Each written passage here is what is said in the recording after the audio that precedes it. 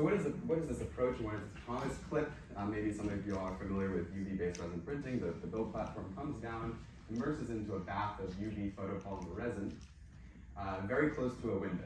And through that window is projected a series of UV images which spatio-selectively cure, solidify the resin to grow the part.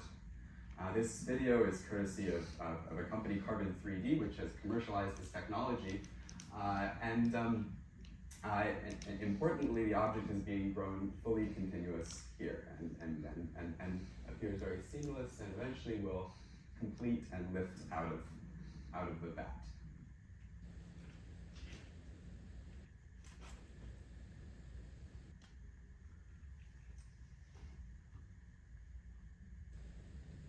So that's the marketing. And when introduced, this process looks like it had solved the problem of speed in 3D printing. SLA stereolithography takes 11 hours, SLS 3.5 hours, PolyJet 3 hours. You can fabricate objects in 6.5 minutes by clip, apparently. But what is the reality? When you log on to the Carbon UI and you try and print a 6-centimeter object, it still takes 4 hours.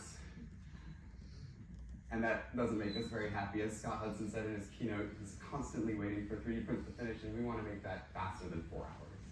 Why is it that slow still? And the obstacle at a high level are suction forces. And these suction forces, if for instance you're fabricating a lattice structure on the left with a certain density, at every layer over the course of the print, as shown on the x-axis, there's a spike in this force, in this so-called Stefan force, the suction force that is pulling down on the object.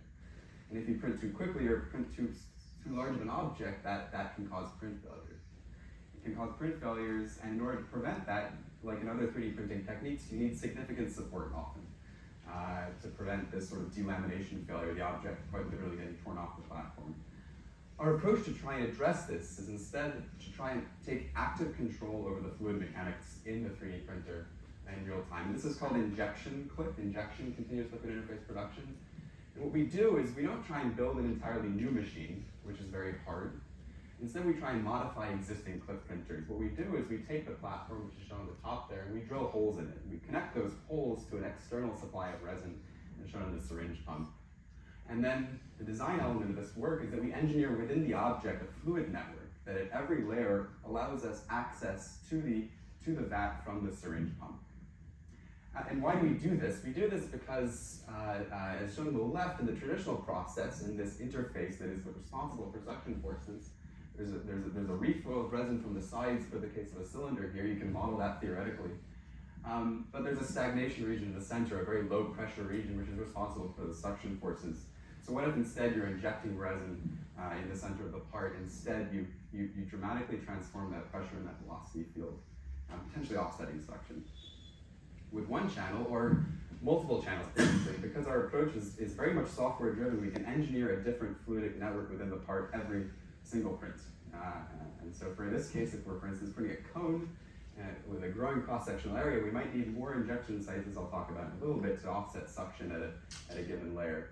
In the case of 1, 3, or 9. And we do theoretical modeling where at every layer in the print, we try and predict what will this suction force be, and our goal is to offset that suction at every layer. We corroborate our modeling with different approaches, whether they're analytical or CFD or finite differencing.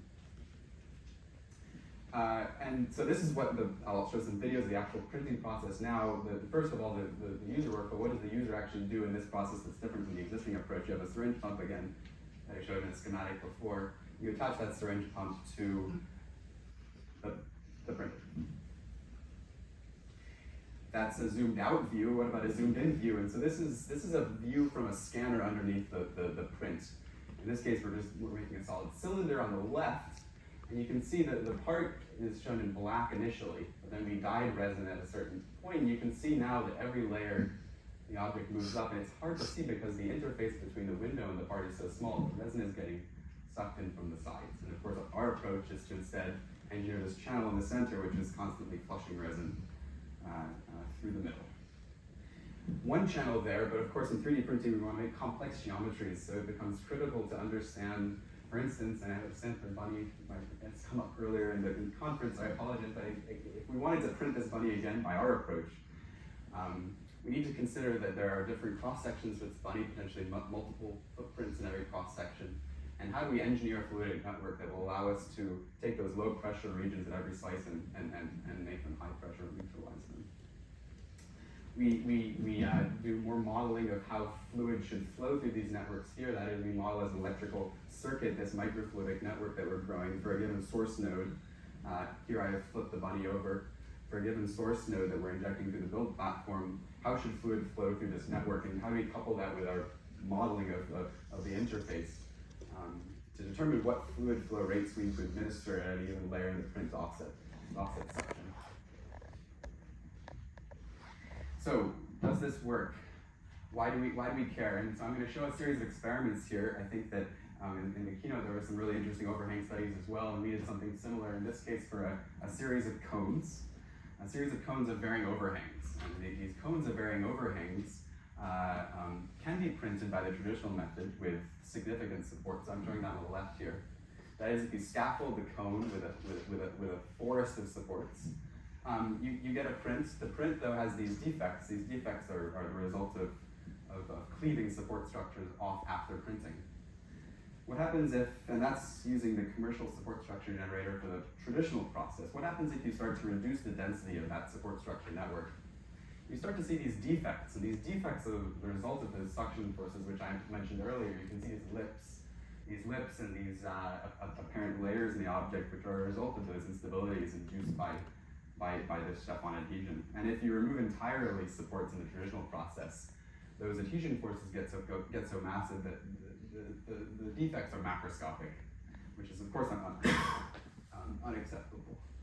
And so our approach instead is to invert this support network instead and have a fluidic network that introduces resin into the interface at every layer. And what we show, and I'll quantify in a second, is that this can push that maximum overhang between 15 and 20 degrees higher for our approach versus the traditional. And this is a CT scan. This is a CT scan of a print with exactly the same parameters, exactly the same speed by the traditional approach on the left. You can see the stair-stepping in the lips, and then our approach, you can see this engineered microfluidic network within the object, which in this case, we flushed all the resin out so you could visualize it afterwards, but as I'll talk about in a second, that's not what we want. In reality, we want a fully solid object, so we solidify the resin in the channels afterwards thermally.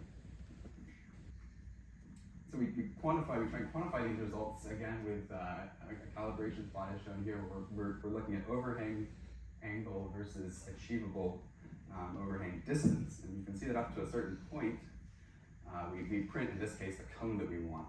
But in the traditional process, which is shown in gray, there's this theoretical bound on the overhang angle that you can achieve for a given distance, horizontal distance, and that we show that with our approach we can push that boundary.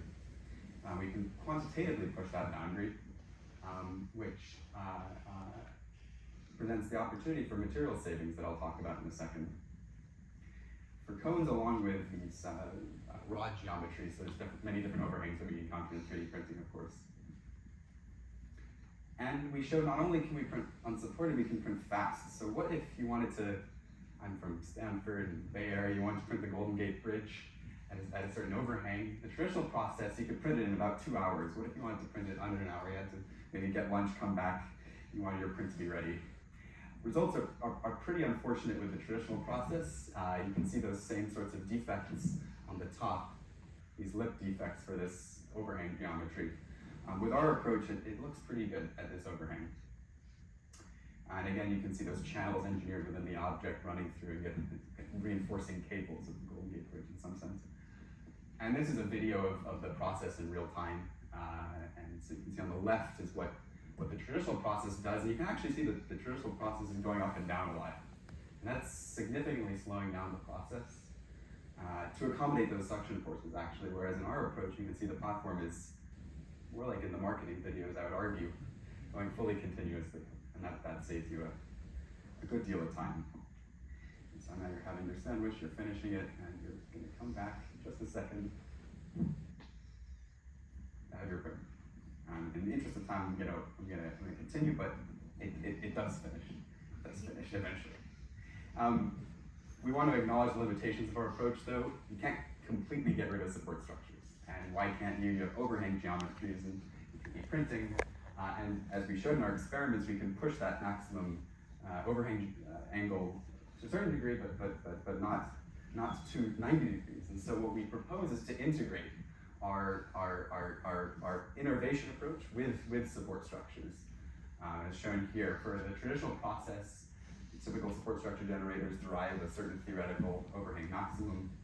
But what if in our approach you can accommodate shallower overhangs with a fluidic network? And the last slide I have here is just to show a few more geometries where we do that, very practical geometries. Looking at a few sculptures here, and showing that we can print atom efficiently, or more atom efficiently than the traditional process, by this coupled design and fabrication approach. So with that, conclusions. We can print overhangs unsupported and faster.